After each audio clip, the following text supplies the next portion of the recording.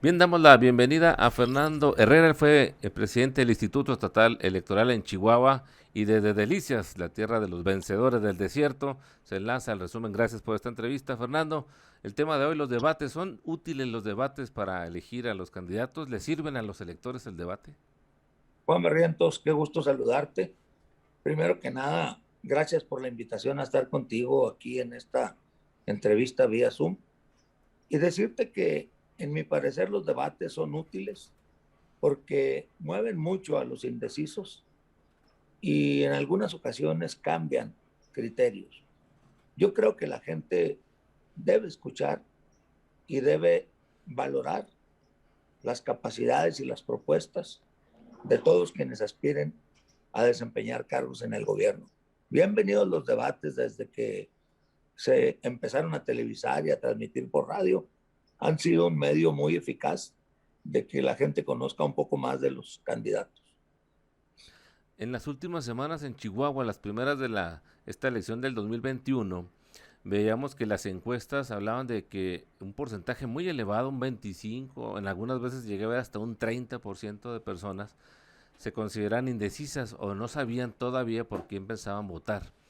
Poco a poco, ya a medida que se acerca la elección, a poco menos de 3 semanas, pues vemos que ese porcentaje ha ido disminuyendo y tal vez los debates han hecho que esas personas que estaban indecisas, pues ahí es donde toman esa decisión. En tu experiencia, 9 años que estuviste al frente del Instituto Electoral, ¿qué tanta utilidad se veía en estos debates? ¿Qué tanto definían el resultado? Fíjate que siempre han tenido una excelente participación, pero ahora que tú comentas que está pasando con porcentajes bastante elevados, yo te podría decir que esto es producto de una polarización que se da en el país con la baja tan tremenda, tan dramática que han tenido los partidos históricamente gobernantes de este país y con el ascenso de Morena al poder. El PRI, como tú lo sabes y toda la gente lo entiende, ha bajado muchísimo en las preferencias electorales. El PAN no es ajeno a esta situación de declive, de rechazo, en algunas partes del país más, en otras menos. Y efectivamente la gente está muy polarizada porque los gobiernos le han fallado a México, los gobiernos le han fallado a Chihuahua, los gobiernos le han fallado a los municipios. Y la sociedad clama justicia social, clama que haya más infraestructura para poder trabajar. Los productos de una región, de un estado, de un país, deben entrar y salir con rapidez de donde se producen. Y esa rapidez que se obtiene para que entren y salgan productos e insumos es cargo del gobierno. Y nosotros estamos muy retrasados en la obra de infraestructura. Te pongo como ejemplo Ciudad Juárez, que es una población dinámica, pujante, exitosa, muy progresista, que genera increíbles cantidades de dinero porque tienen muchísima actividad económica.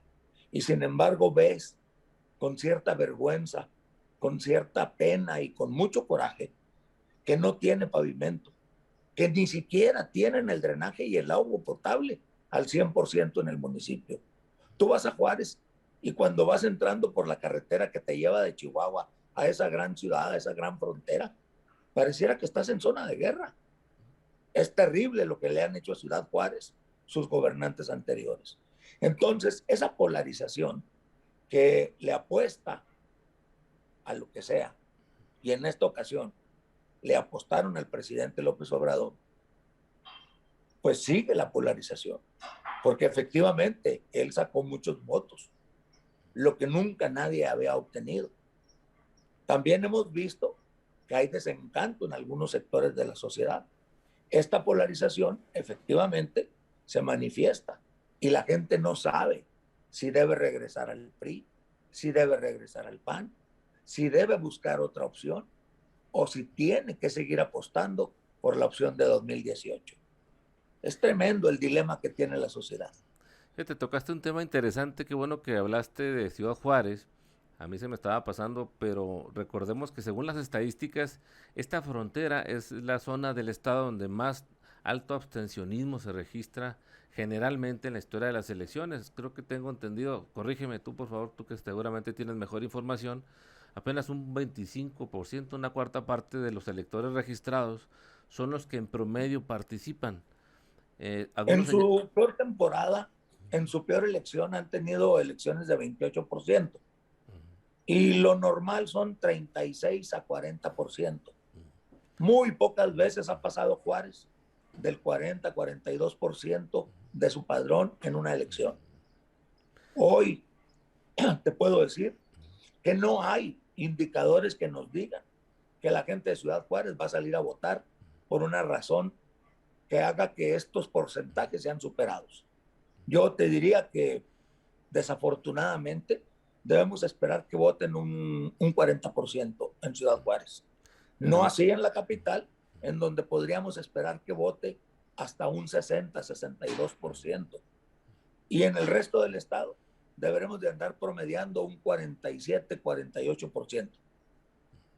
importantes, interesantes estas estadísticas que nos comparte Fernando, sobre todo porque tengo entendido que la explicación que se da el tema de la frontera en Juárez es que la mayoría de la población flotante que llegan ahí, migrantes que fueron deportados o que están esperando un mejor momento para cruzar hacia Estados Unidos de América, pues ellos no les ha generado un arraigo, un interés por mantenerse viviendo ahí en Ciudad Juárez y de ahí que tal vez no tengan mucho interés en participar en las elecciones.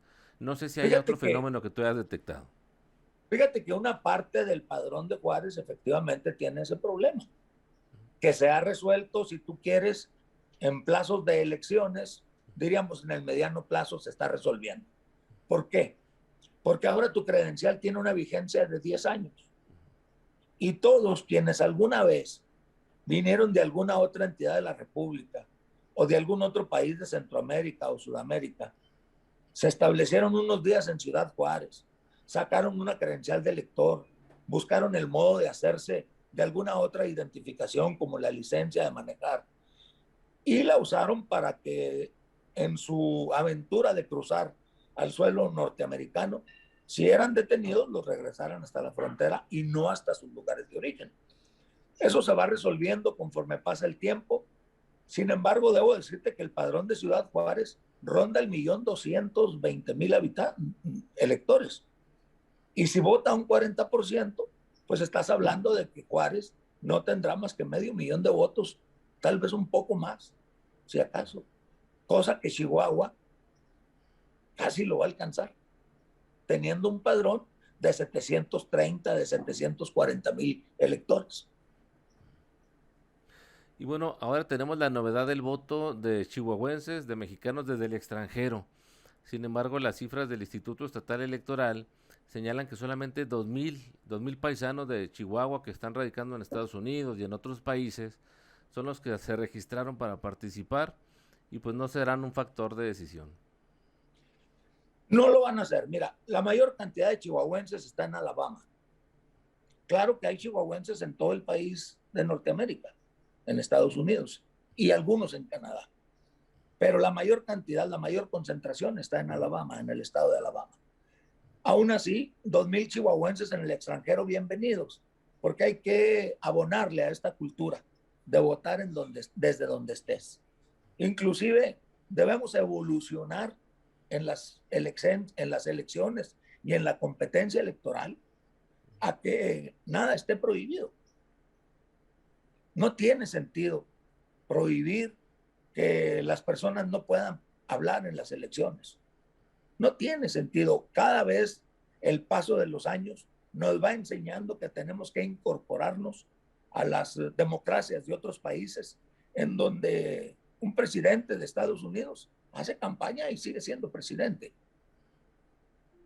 Yo creo que México tiene que evolucionar hacia mejores estadios en donde la competencia electoral sea descarnada como debería de ser y no andarle cuidando la boca a nadie y no andarle cuidando a nadie más que los ejercicios del dinero, que ahí sí, en cualquier país del mundo te los cuidan, pero no te restringen la participación cuando estás en una posición de gobierno.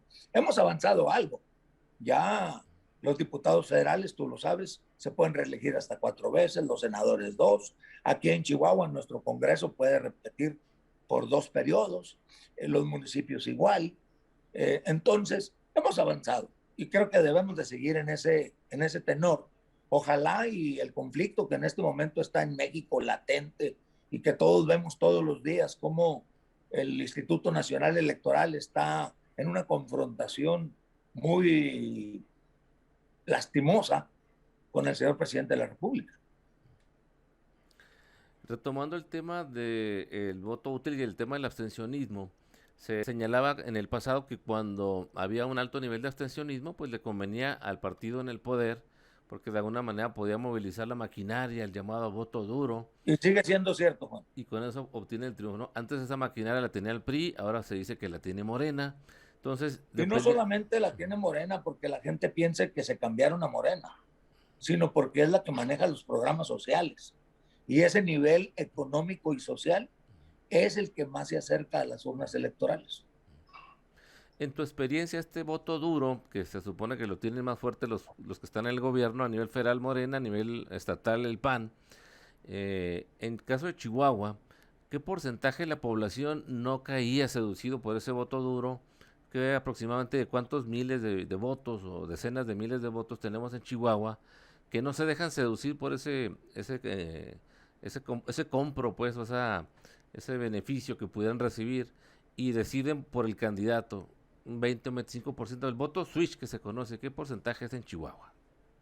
Mira, yo te puedo decir que en un padrón de 2.700.000, en un padrón de 2.700.000, podemos aspirar a una elección de entre 1.200.000 y 1.350.000 máximo. De esa elección, yo creo que el voto switch puede ser un 20%. Y estamos hablando de 250.000 votos que son de clase media y clase media superior, que son los que en un momento dado analizan con mayor cuidado y te pueden cruzar el voto en la capital del estado, por ejemplo. Ahí hay preferencias electorales diversas para el municipio, aunque yo percibo cierta adhesión a una candidata a gobernador en el municipio de Chihuahua, como la percibimos acá en la región centro-sur.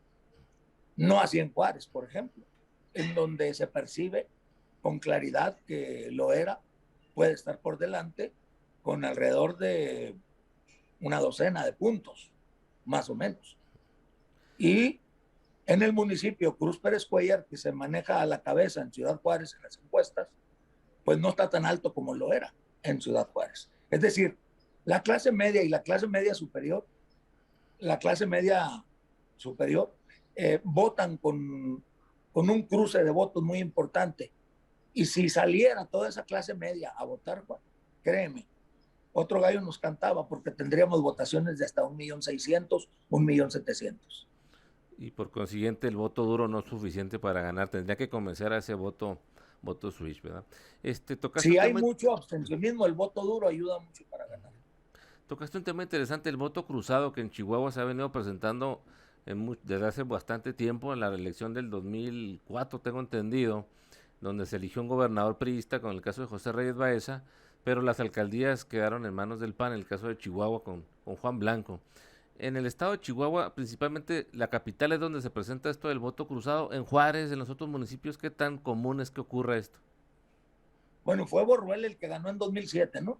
En el 2007 Borrell, pero antes Juan Blanco Antes, en el 2004, Juan con, Alberto Blanco. y con Reyes en la Estando yo gobernatura. en el instituto, recuerdo que la corona de la joya de la corona, como le dicen a la capital, la perdió el gobernador, o la perdió el candidato del partido en el que militaba el gobernador cuando era candidato, y la perdió por apenas 387 votos.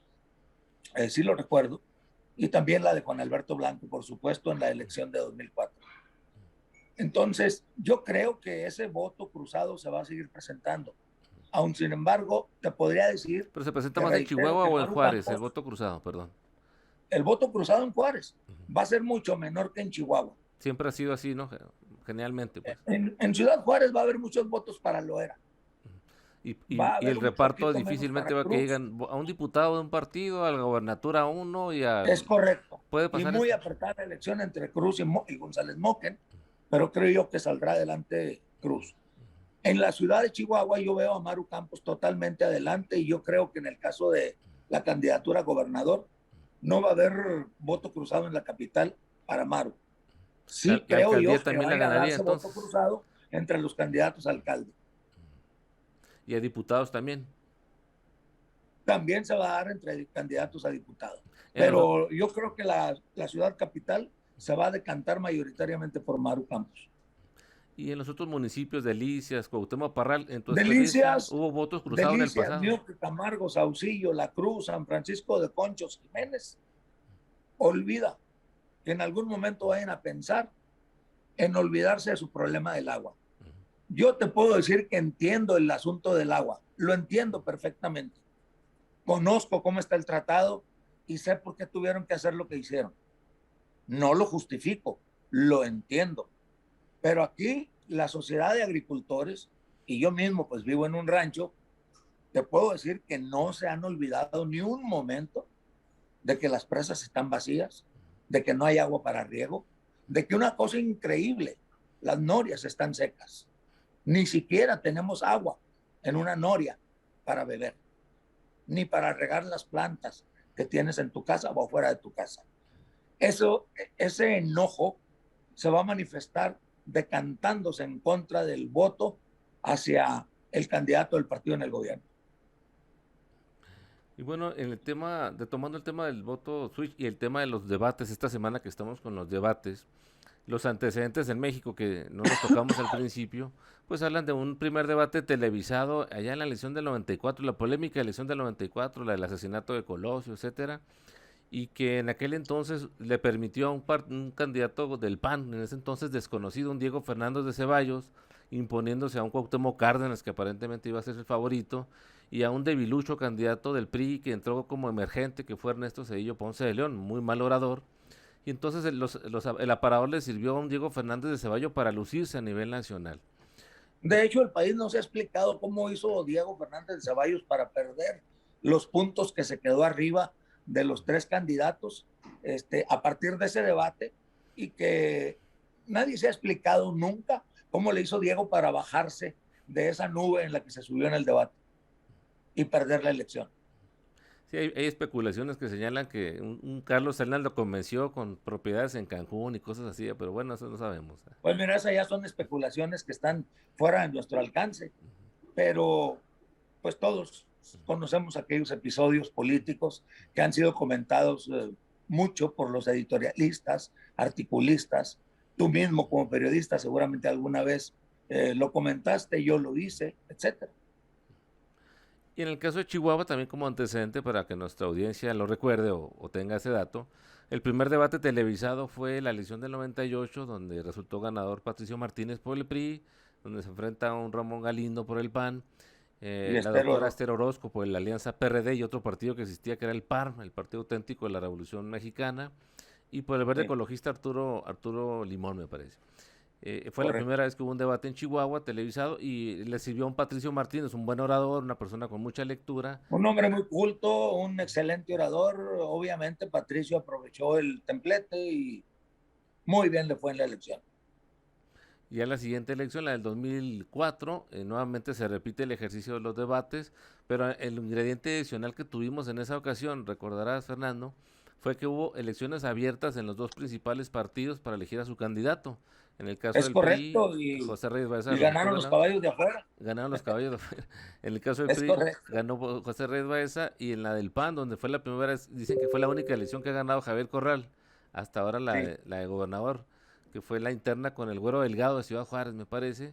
es correcto. Y ahí hubo oportunidad de que los ciudadanos que tuvieran credencial, sin ser militantes ni de PRI ni del PAN, participaran en esa elección de candidatos. Inclusive hasta de entrometerse, ¿no? En la elección interna de los dos principales partidos de aquel tiempo. Alguien me dijo esto y otros nombres de otros priistas de diferentes partidos que votaban en el otro partido. Pasan muchas cosas en la política, tú lo sabes, yo lo sé. Ujú.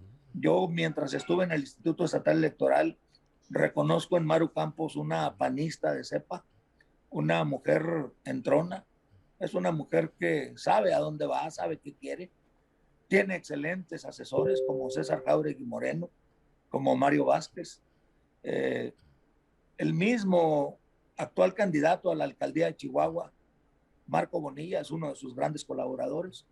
Y te puedo decir que conociendo a Maru, yo entiendo que sabe la dificultad que enfrenta en esta elección, sobre todo porque Ciudad Juárez sabe que ella no puede salir adelante en Ciudad Juárez.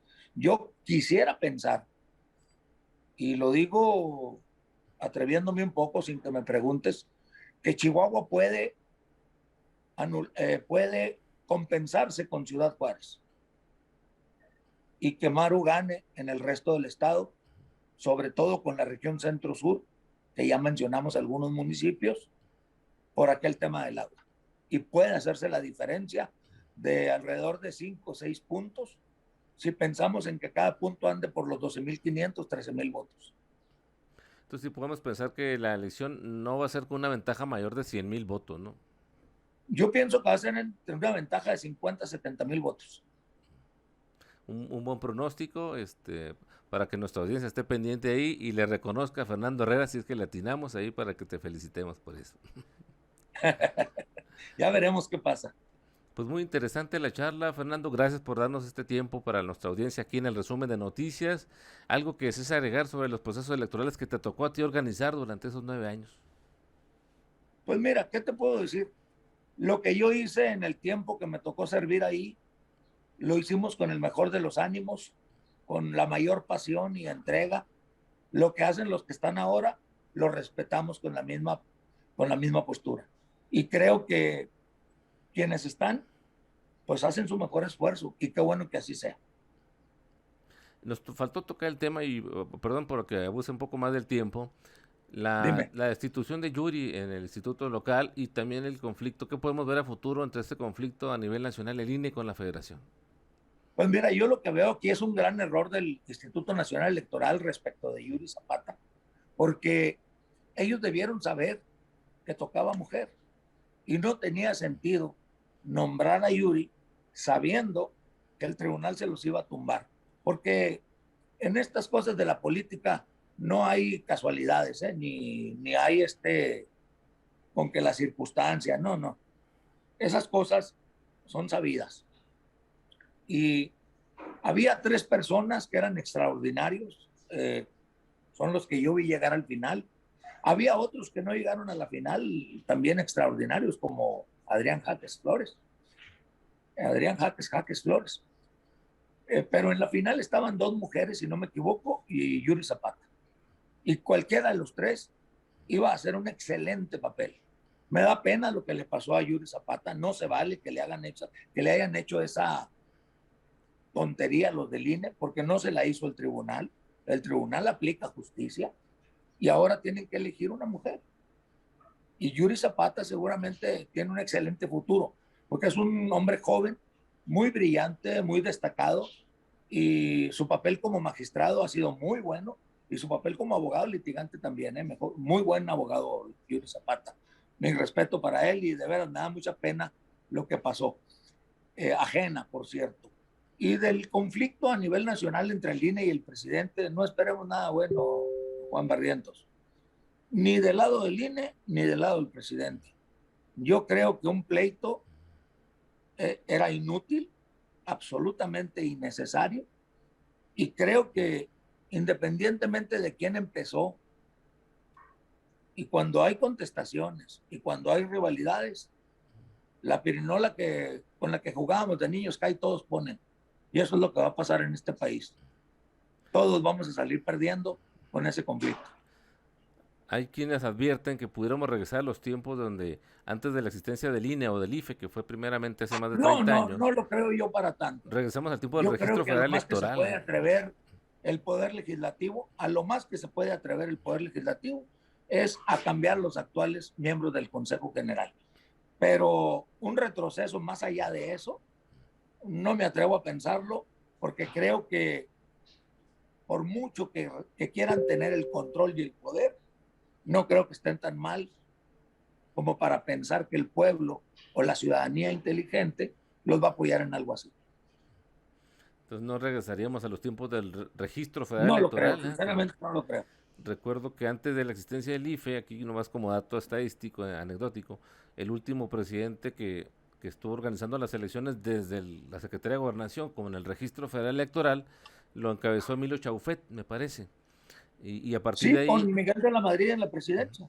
y luego ya después a partir de ahí llega el sexenio de Salinas y es donde surge la idea de ciudadanizar el órgano Él electoral y creó lo surge que el IFE. entonces fue el primer Instituto Federal Electoral.